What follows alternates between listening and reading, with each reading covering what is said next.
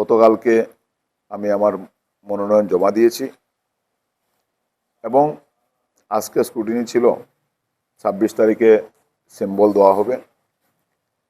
ইতিমধ্যে যখন আমার প্রার্থী তালিকা ঘোষণা হয়েছে এবং শিলচরবাসী যেভাবে তারপর থেকে ভালোবাসা দিয়ে যাচ্ছেন, আশীর্বাদ দিয়ে যাচ্ছেন, এবং গতকালকে যখন আমরা মনোনয়ন জমা দিতে যাই, যেভাবে শিলচরবাসী প্রত্যেক কংগ্রেস কর্মীরা উৎসাহিত ছিল, যেভাবে রাস্তাতে অনেক বয়োজ্যেষ্ঠরা আমাকে আশীর্বাদ দিয়েছেন, আমরা আশাবাদী শিলচরের জনগণ পরিবর্তন চাইছেন।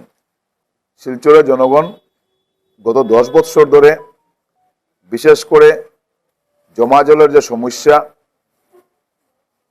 রাস্তাঘাটের যে দুরবস্থা, ট্রাফিক সমস্যা, পানীয় জলের সমস্যা, এইসবে মানুষ নাজেহাল অবস্থায় শিলচরবাসী বসবাস করছেন।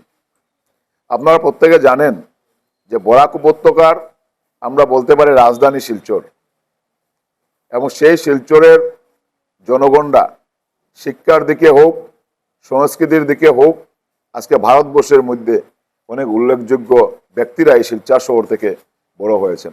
এই শিলচর শহর থেকে আজকে গিয়ে বিদেশে অনেকে সুনামের সহিত কাজ করছেন। শিলচর শহর থেকে গিয়ে ভারত দেশব্যাপী নামি দামি গায়ক হয়েছেন,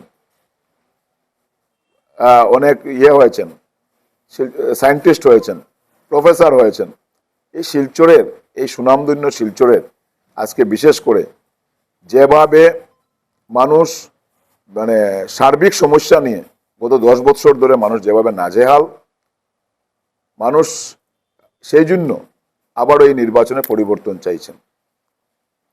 যেভাবে 2016-তে 2014 ইংরেজি বাই ইলেকশনে শিলচরবাসী এবার পরিবর্তন চেয়েছিলেন, মানুষ আশা করেছিলেন যে কংগ্রেসের যিনি বিধায়ক আছেন তার থেকে হয়তো আরো ভালো কাজ হবে। মানুষ সবসময় ভালো জিনিস চায়, ভালো কাজ চায়, মানুষ আরো উন্নয়নের জন্য ভোট দিয়েছিলেন।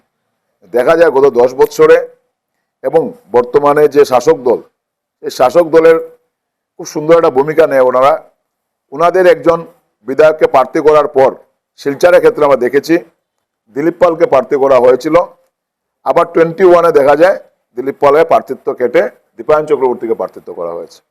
যখন দীপায়ন চক্রবর্তী বিধায়ক হয়েছেন শিলচরবাসীর আশীর্বাদে, তখন দীপায়ন চক্রবর্তী বলেছেন যে আমার 5 বছরে কি কার্যকলাপ, আমার 5 বছরে আমরা ইয়েতে ছিলাম, বিজেপি দল কি কাজ করেছে। তার আগের যে 5 বছর যেখানে দিলীপ পাল ছিলেন, বিজেপি দলের যে বিধায়ক ছিলেন, সেটা কিন্তু ওনারা কোনো সময় কার্যকালটাকে যোগ করেন না। এক একজন ব্যক্তি হিসাবে ওনারা 5 বছর দায়ভার ওনারা নেন। এবং আমরা দেখেছি দিলীপ পালের কিছুটা অর্ধসমাপ্ত কাজ, যেগুলা দীপায়ন চক্রবর্তী সেই কাজ তদারকিও করেননি, সেই কাজ নিয়ে কোনো ধরনের কোনো সদুত্তরও দেননি, সেই কাজ উনি দায়িত্বও নেননি। যদি আমরা দেখি ডিস্ট্রিক্ট লাইব্রেরি, সেই দিলীপ কুমার পালের সময় সেটাকে রিপেয়ারিং এর জন্য, সেটাকে নতুন করে বানানোর জন্য স্যাংশন হয়েছিল 2017 ইংরেজিতে। তারপর থেকে আজকের দিন অবধি বিগত প্রায় 10 বছরে, 9 বছর চলছে, 9 বছরও আজকের দিনে ডিস্ট্রিক্ট লাইব্রেরির কাজ সম্পন্ন হয়নি। একমাত্র আমাদের এখানে একটাই ছিল সাংস্কৃতিক অনুষ্ঠান করার মতো ছোট ছোট সংস্থা, কম বাজারে সেই সাংস্কৃতিক সংস্থা প্রোগ্রাম করতে পারতেন সেই ডিস্ট্রিক্ট লাইব্রেরিতে। আজকে এই ডিস্ট্রিক্ট লাইব্রেরিকে রিপেয়ারিং এর নামে আজকে 9 বছর ধরে সেটা কাজ চলছে, আজকের দিনের মতো কাজ সম্পন্ন হয়নি। আমরা দেখেছি যখন নির্বাচনের ঠিক প্রাক মুহূর্তে তড়িঘড়ি করে কাজ করার একটা চেষ্টা করা হয়েছে, কিন্তু তারপরে কাজ সম্পন্ন হয়নি। আজকে আমরা এই যে বাইপাস, শিলচরে যে বাইপাস, সেই বাইপাস আজকে প্রায় 12 বছর ধরে কাজ চলছে, সেটা আজকের দিন অবধি কাজ সম্পন্ন হয়নি। কিন্তু সেই বাইপাসের কথা না বলে প্রধানমন্ত্রী এসে নির্বাচনের দিনক্ষণ ঘোষণা হওয়ার আগে উনি এসে এখানে আরো 2টা শিলান্যাস করে গেলেন। আমরা ভেবেছিলাম যে 10 বছরের প্রধানমন্ত্রী 11 বছর চলছে, এখন হয়তো এসে বরাক উপত্যকাতে এসে 5 বার, এবার নিয়ে 5 বার আসছেন, এবার এসে হয়তো শিলচরে কিছু একটা উদ্ঘাটন করবেন। কিন্তু আবারও দেখি আমরা ঠিক নির্বাচনের প্রাক মুহূর্তে এসে আবারও উনি শিলান্যাসের ফুলঝুড়ি দিয়ে গেছেন, আবার শিলান্যাস করছেন। শিলচরবাসী তথা বরাক উপত্যকার মানুষ সেটা হারে হারে বুঝতে পেরেছেন, হারে হারে টের পেয়েছেন। যে উন্নয়নের স্বপ্ন নিয়ে ওনারা ভোট দিয়েছিলেন, আজকে দেখা গেছে শুধু একমাত্র জাতপাতের রাজনীতি, একমাত্র বিভাজনের রাজনীতি।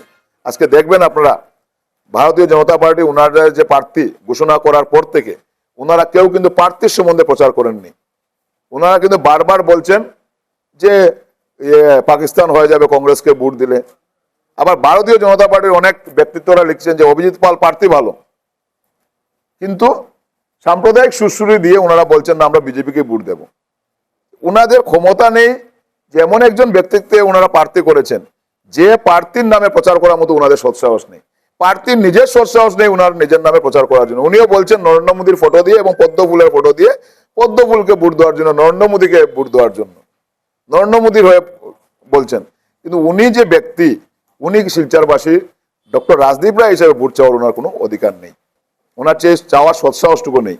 কারণ উনি 5 বছর সাংসদ ছিলেন, সেই সাংসদ কার্যকালে শিলচর শহর তথা কাছাড় জেলাতে উনি কোনো ধরনের কোনো উল্লেখযোগ্য একটা কাজ করে দেখাতে পারেননি। সেই জন্য উনি হারে হারে টের পেয়েছেন ওনার যখন প্রার্থিত্ব ঘোষণা হয়েছে যে ওনার নাম দিয়ে প্রচার করে, বা ভারতীয় জনতা পার্টির যারা কর্মকর্তারা আছেন ওনারাও কিন্তু আজকের দিনে দেখবেন আপনার সোশ্যাল মিডিয়াতে, ওনারা কিন্তু আজকে মানে মেন্টালি ওনারা হয়ে গেছেন যে ওনারা প্রার্থী যে এমন একটা প্রার্থীকে নাম ঘোষণা করা আছে যে প্রার্থীকে নিয়ে প্রচার চালানোর মতো ওনাদের কোনো মুখ নেই। আমার তো ভয় লাগছে একটাই যে এবার কি ওনার যে প্রার্থীর পোস্টারের জায়গা প্রার্থীর মুখ দেবেন, চেহারা দেবেন, না নরেন্দ্র মোদীর চেহারা দিয়ে ভোট চাইবেন। আজকে পর্যন্ত দেখিনি ওনাদের প্রার্থীর হয়ে প্রচার করতে ওনাদের কোনো কর্মকর্তারা। তাদের প্রার্থী নিয়ে তারাই লজ্জিত। তারা কিভাবে আশা করেন শিলচরবাসী কেউ প্রজা নয়, শিলচরবাসী নিজের সেই ক্ষমতা আছে, নিজেরা বিবেক আছে, নিজেরা বিবেক ভোট দেবেন।